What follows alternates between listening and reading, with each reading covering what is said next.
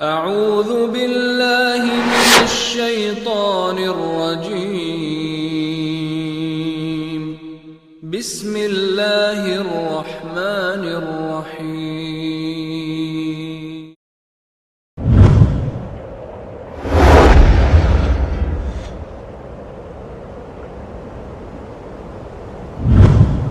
دیکھیے، ایک سوال ہے، ایک حدیث ہے بڑی مشہور ہے کہ بے شک اللہ عز و جل نے زمین پر حرام فرما دیا ہے کہ وہ انبیاء علیہ السلام کے جسموں کو کھائے۔ اللہ تعالیٰ کے نبی زندہ ہیں اور ان کو روزی دی جاتی ہے۔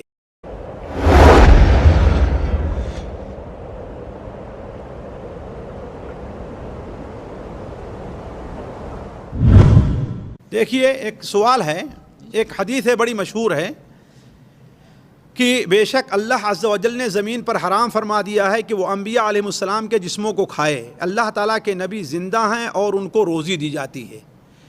دیکھیے، یہ دو حدیثیں ہیں، یہ حدیث کے دو جملے ہیں، اس کی صحت اپنی جگہ مسلم ہے۔ دو چیزیں اس میں ہیں۔ ایک چیز تو یہ ہے کہ نبی کی لاش کو زمین نہیں کھاتی، نبی کی لاش کو زمین نہیں کھاتی ہے، اور یہ انبیاء علیہ السلام کے تکریم اور اعزاز کے طور پر ہے کہ اللہ تبارک و تعالیٰ نے انبیاء کے جسم کو زمین کے اوپر حرام کر دیا ہے۔ وہ جیسے ہی دفن ہوتے ہیں ویسے ان کی لاش رہتی ہے اور اسی حالت میں اس کے اندر روح پھونکی جائے گی۔ دوسری چیز یہ ہے کہ انبیاء علیہ السلام زندہ ہیں۔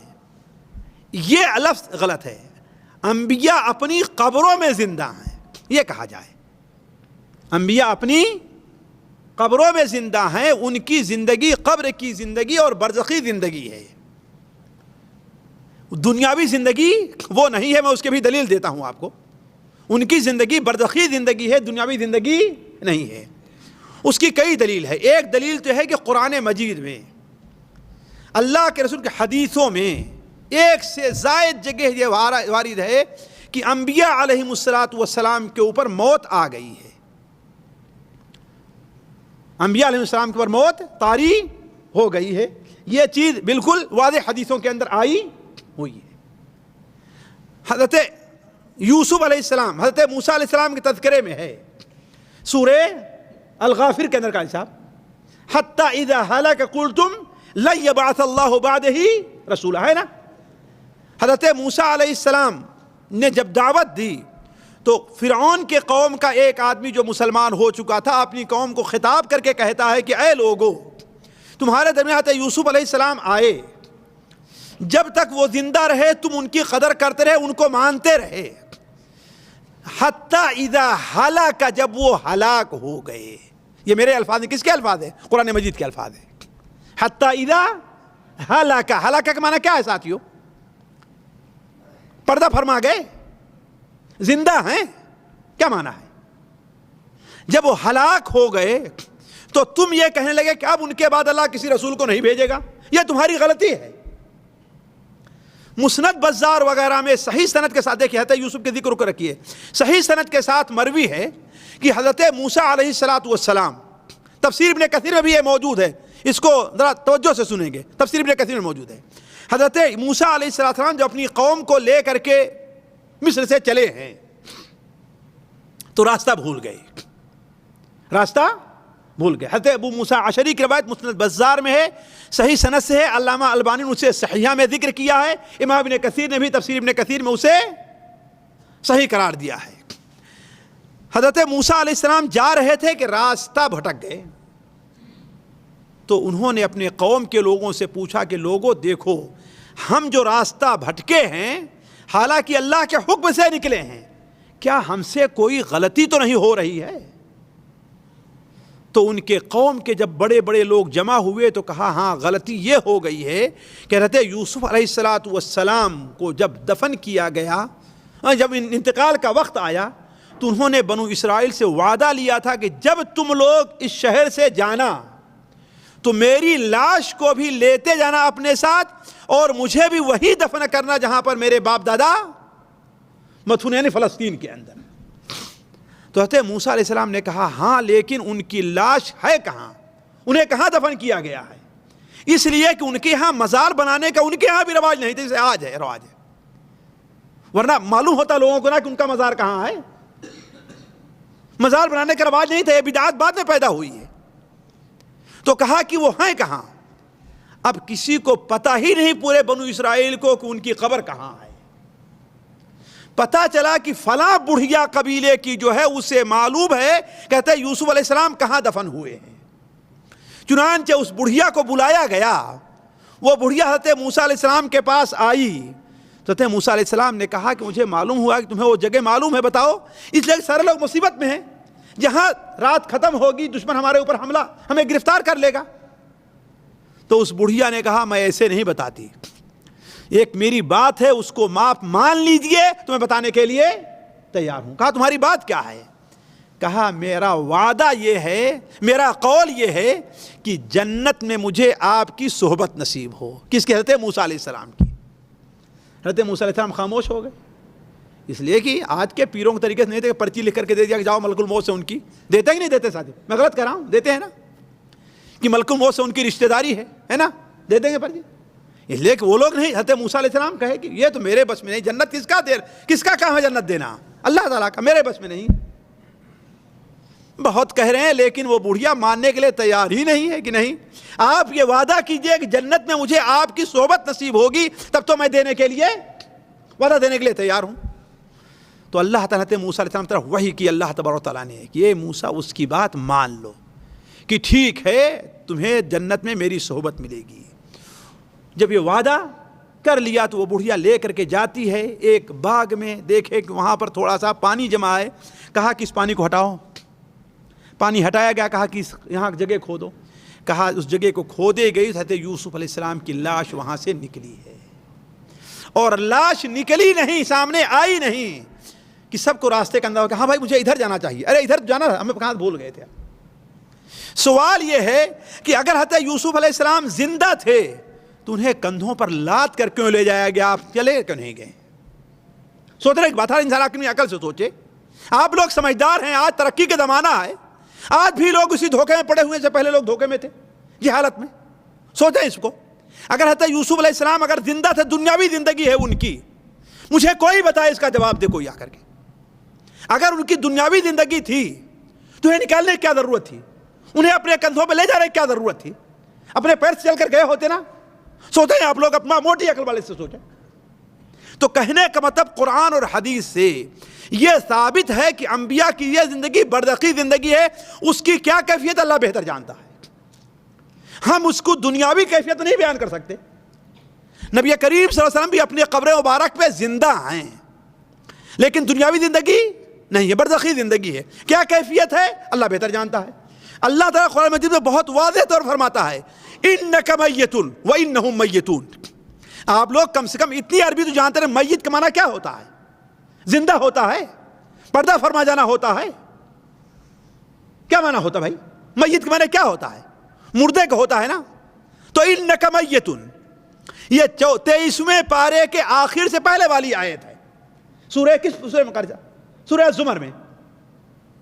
سورہ الزمر میں ہے انک میتون وانہم میتون. اے محمد صلی اللہ علیہ وسلم آپ بھی مریں گے. ظاہر بات ہم احترام، اللہ کا قول ہے، ہم احترام میں کہیں آپ کا انتقال ہو گیا ہے کہ نہیں، آپ اس دنیا سے رخصت ہو گئے ہے. بات صحیح کہ نہیں صحیح ہے؟ لیکن لفظ کیا ہے؟ میت ہے. تو کہنے کا مطلب یہ ہے کہ انبیاء علیہ السلام اپنی قبروں میں زندہ ہیں.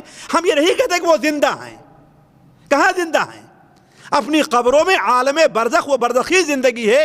اسی لیے ایک کسی صحابی کا صحیح سند سے ایک صحابی کا بھی واقعہ لا کر کے پیش نہیں کیا جا سکتا کہ وہ آپ صلی اللہ علیہ وسلم کے انتقال کے بعد آپ کی قبر پر آ کر کے آپ کو پکار رہا ہو.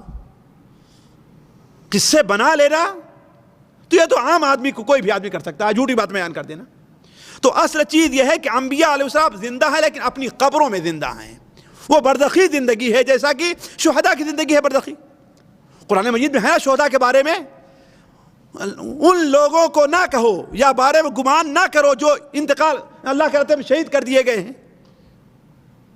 لا تحسبن الذين قتلوا في سبيل الله امواتا بل احياء عند ربهم يرزقون، بلکہ وہ زندہ ہیں، اپنے رب کا انہیں روزی ملتی ہے۔ اگر ان کی زندگی دنیاوی زندگی ہے تو ان کا مال تقسیم نہ ہوتا، ان کی بیویاں ان کے عقد سے باہر نہ جاتی۔ تو عام لوگوں کو، جاہلوں کو دھوکہ دینے کے لیے اس قسم کی حدیثیں پیش کرنا اور اس کا صحیح مفہوم نہ بیان کرنا، یہیں پر گڑبڑی ہوا کرتی ہے۔ تو انبیاء علیہم السلام اپنی قبروں میں زندہ ہیں، ان کی زندگی برزخی ہے، دنیاوی زندگی نہیں ہے۔ تفسیر کا ظاہر بات یہ موقع نہیں ہے، انشاءاللہ اتنا ہی سمجھنے کے لیے کافی ہے۔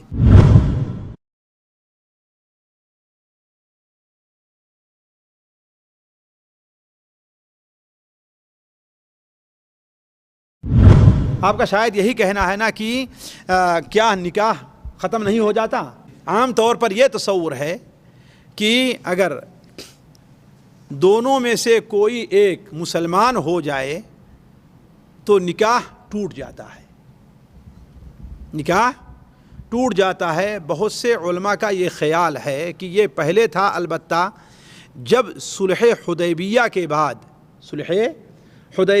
بعد جب سورہ الممتحنہ نازل ہوئی ہے تو اس کے بعد سے لہن حل لہم ولا ہم یحلون لہن یہ چیز نازل ہو گئی، تو اب کیا ہے وہ ختم ہو جاتا ہے۔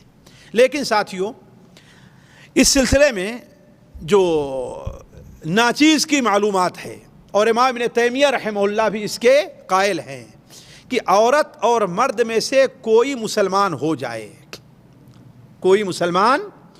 جائے اور عدت گزر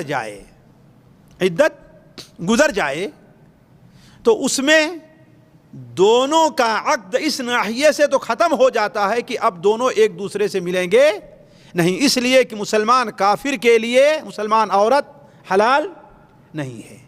لیکن اگر وہ دونوں میں سے کوئی شادی نہیں کرتے ہیں تو اگرچہ سال 2 سال بھی گزر جائے، عورت اگرچہ مسلمان نہیں ہوتی ہے یا عورت مسلمان ہو جائے شوہر مسلمان نہیں ہوتا ہے، تو دونوں میں جمع تو نہیں ہو سکتا۔ البتہ پھر اگر ان میں سے کوئی آدمی کچھ دن کے بعد بھی مسلمان ہو جائے، اگرچہ عدت گزر چکی ہے، تو وہ عقد باقی رہے گا، ٹوٹے گا نہیں۔ جیسا کہ ابو العاص بن الربیع رضی اللہ تعالی عنہ، یہ اس کے سال بعد مسلمان ہوئے ہیں، لیکن حضرت زینب کی کہیں شادی نہیں ہوئی تھی، زینب کی شادی نہیں ہوئی تھی، تو اسی عقد پر اللہ کے رسول باقی رکھا ہے، لہذا یہ عقد باقی رہے گا۔ امام ابن تیمیہ نے اسی کو قبول کیا ہے، اور آج اس میں بہت سی آسانی ہے ساتھیوں۔ مثال تو سعودیہ میں ہے، ایک شخص ہے ہندوستان کا مسلمان ہوتا ہے، اس کی بیوی ہندوستان میں ہے، وہ مسلمان نہیں ہوتی، اسے یہاں پر 3 مہینہ 4 مہینہ 6 مہینہ سال بھر کے بعد جانا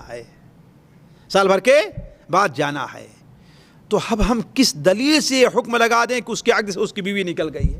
اس کے لیے شرعی طور پر کوئی دلیل ہونی چاہیے نا، دونوں میاں بیوی ہیں کہ میاں بیوی نہیں ہے، تو اب کس دلیل سے ہم کہیں کہ اس کے عقد سے باہر گئی ہے؟ وہ نہیں، اس کے عقد میں ہے، البتہ یہ ہے کہ دونوں ایک دوسرے کے ساتھ ملیں گے نہیں۔